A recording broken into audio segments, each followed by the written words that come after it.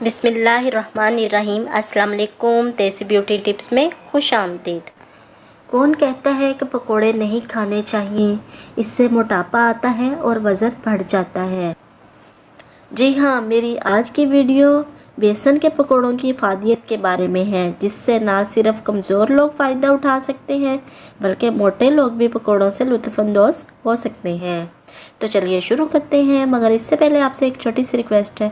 अगर आपने अभी तक मेरा चैनल सब्सक्राइब नहीं किया तो सब्सक्राइब कर लें और बेल आइकन को दबा दें, ताकि मुफीद और मालूमाती वीडियोस आप तक बआसानी पहुंच सके। बेसन के पकोड़े दूध हज़म ग़ज़ा होने के साथ साथ गुर्दों की ख़राबी से पैदा होने वाली शुगर के लिए भी बहुत मुफीद है। रमज़ान में जब हम सारा दिन भूख और प्यास बर्दाश्त करते हैं और इफ्तारी के वक्त अगर बेसन के पकोड़े खा लें तो सारा दिन की थकन दूर हो जाएगी और जो एनर्जी हमारी रोज़े की वजह से कम हुई है मिनटों में पूरी हो जाएगी। बेसन के पकोड़े इंसान को मोटा नहीं करते, बल्कि बेसन की रोटी तो बढ़े हुए पेट को कम करती है।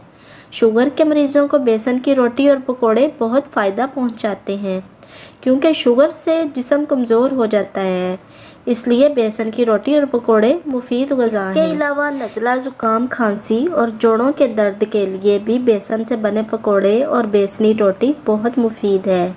कमज़ोर लोगों के लिए बेसन के पकोड़े बहुत ही फ़ायदेमंद हैं। अगर वह पकोड़े बनाते वक्त इसमें आलू, पालक, बैंगन, शिमला मिर्च और प्याज शामिल कर लें तो सोने पे सुहागा। सब्जियों की ग़िज़ाइयत से भरपूर पकोड़े ना सिर्फ एनर्जी मुहैया करते हैं बल्कि जिस्म को ताकतवर बनाकर मोटा भी करते हैं। इसके अलावा खून का दबाव बढ़ जाए और दिल के गिर्द शरियानों में चर्बी जम जाए तो ऐसे में बेसन का इस्तेमाल बहुत फ़ायदा पहुँचाता है। बेसन गुर्दों को ताकत देता है और खून साफ़ करता है। यह जल्दी अमराज को ख़त्म करता है। गर्ज़ के बेसन का इस्तेमाल बहुत ही फ़ायदेमंद है।